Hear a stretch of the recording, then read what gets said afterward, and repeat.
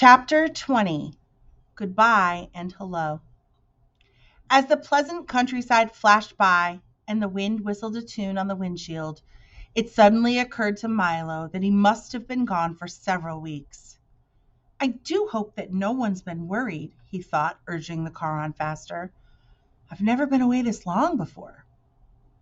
The late afternoon sun had turned now from a vivid yellow to a warm, lazy orange, and it seemed almost as tired as he was. The road raced ahead in a series of gentle curves that began to look familiar, and off in the distance the solitary Tollbooth appeared. A welcome sight indeed. In a few minutes he reached the end of his journey, deposited his coin, and drove through. And almost before realizing it, he was sitting in the middle of his own room again.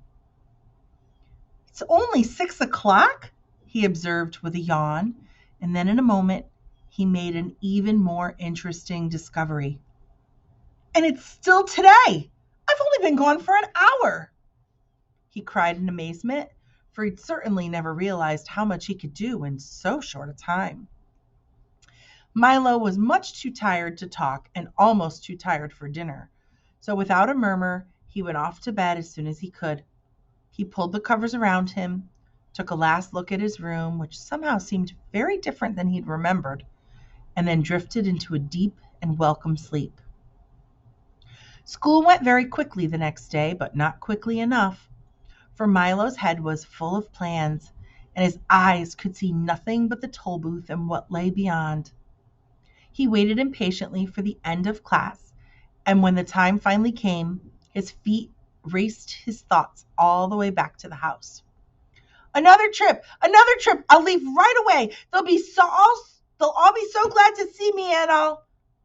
He stopped abruptly at the door of his room, for where the Tollbooth had been just the night before, there was now nothing at all. He searched frantically throughout the apartment, but it had vanished just as mysteriously as it had come, and in its place was another bright blue envelope, which was addressed simply, "For Milo, who now knows the way." He opened it quickly and read, "Dear Milo, you have now completed your trip courtesy of the Phantom Tollbooth. We trust that everything has been satisfactory and hope you understand why we had to come and collect it. You see, there are so many other boys and girls waiting to use it too. It's true that there are many lands you've still to visit, some of which are not even on the map, and wonderful things to see that no one has yet imagined. But we're quite sure that if you really want to, you'll find a way to reach them all by yourself. Yours truly." The signature was blurred and couldn't be read. Milo walked sadly to the window and squeezed himself into one corner of the large armchair. He felt very lonely and desolate as his thoughts turned far away.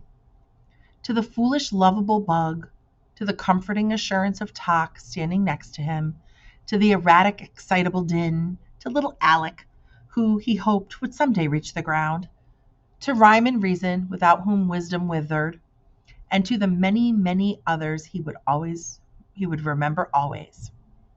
And yet, even as he thought of all these things, he noticed somehow that the sky was a lovely shade of blue, and that one cloud had the shape of a sailing ship. The tips of the trees held pale young buds, and the leaves were a rich, deep green. Outside the window, there was so much to see and hear and touch, walks to take, hills to climb, caterpillars to watch as they strolled through the garden. There were voices to hear and conversations to listen to and wonder, and the special smell of each day. And in the very room in which he sat, there were books that could take you anywhere, and things to invent and make and build and break, and all the puzzle and excitement of everything he didn't know. Music to play, songs to sing, and worlds to imagine, and then someday make real. His thoughts started eagerly about as everything looked new and worth trying. "Well, I would like to make another trip," he said, jumping to his feet, "but I really don't know when I'll have the time. There's just so much to do." right here. We have so much to talk about. Let's chat.